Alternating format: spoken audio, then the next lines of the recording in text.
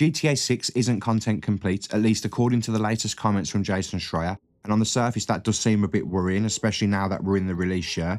But this does seem a bit more dramatic than what it actually is, because once you look at the additional context that he added and where Rockstar usually are at this stage in production, it creates a different picture. What you're saying, everyone, I hope you're good. So in this video, I want to break down exactly what Jason said, what not content complete actually means, and why this doesn't automatically mean that there's going to be a delay. Be sure to like and subscribe.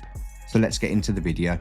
What not content complete actually means. So the phrase not being content complete gets thrown around a lot, and it does sound worse than it actually is. And at Rockstar, content complete doesn't mean the game suddenly becomes playable or finished overnight. It means new ideas stop being added and the team commits fully to polishing what's already there. So Jason specifically mentioned that missions are still being finalized, things are still being added, and decisions are still being made about what's going to make it to the final cut of the game.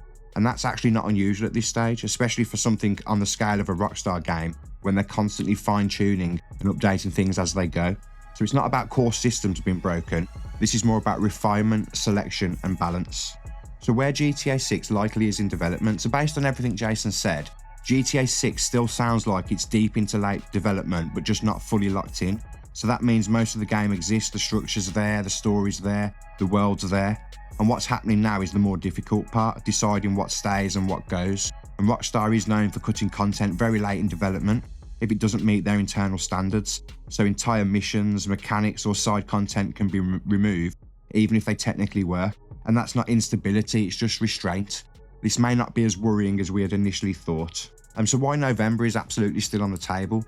So Jason did add some context to this, which a lot of people have conveniently glossed over. But he did say that 2026 feels more realistic than 2025 ever did. And this definitely matters, because we've now got Tom Henderson stating that he thinks the game won't be delayed. And then we've got, although the surface of this comment from Jason does seem quite negative, his clarification specifically says that he's stating the opposite, that he's more confident in 2026 than he ever was in 2025. But obviously this tells us Rockstar isn't guessing anymore. They're not throwing dates around to satisfy investors. They're operating within a window that they believe is achievable, even if it's not 100% locked in yet. And uncertainty doesn't automatically mean trouble. It just means Rockstar hasn't crossed their final internal threshold yet. And obviously it's right up until the very end that can actually happen.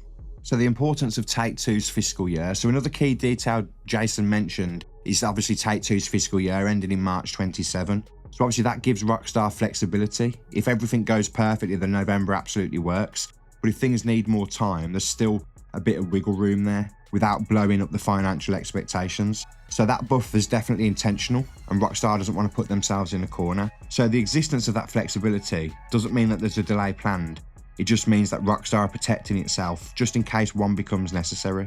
So why Rockstar will always choose the delay over compromise. So one of the strongest things that Jason said is that Rockstar will just not release this game if it's in a compromised state.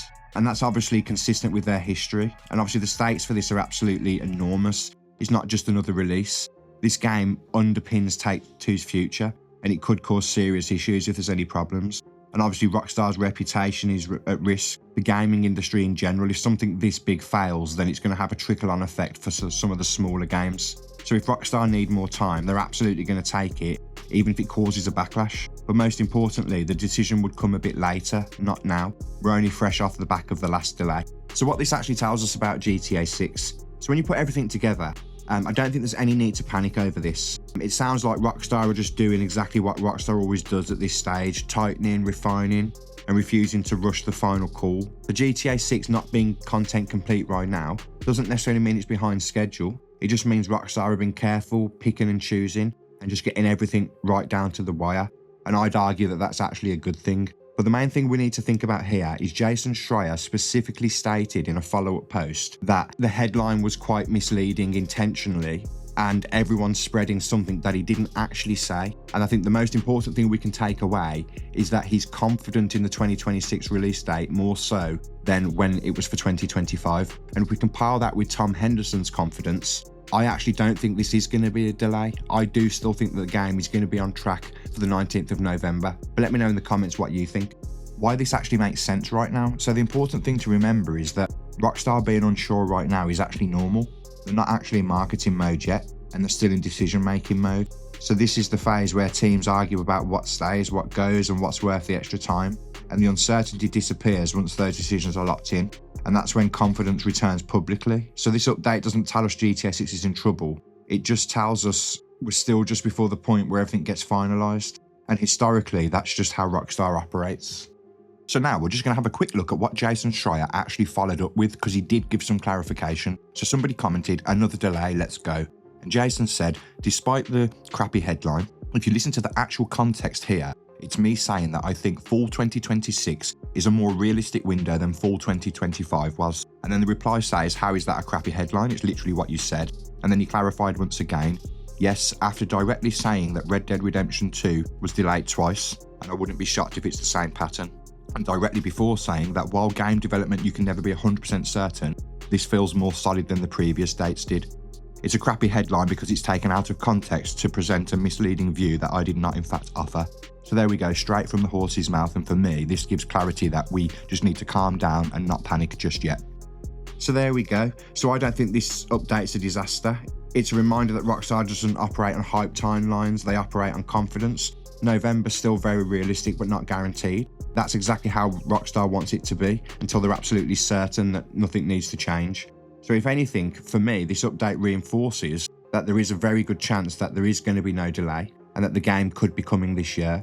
And I think the stage of development that Rockstar are at is just absolutely normal for this time. So I don't think we need to panic. But let me know your thoughts. Do you feel more or less confident? Do you think this is pointing towards a delay? Or are you happy that Jason Schreier said he does have more confidence in the 2026 release date? I personally don't think there's going to be another delay myself, and I'm very optimistic for the year. But if you enjoyed the video, drop a like, don't forget to subscribe, and I'll have plenty more content on the way, and I'll see you for the next one.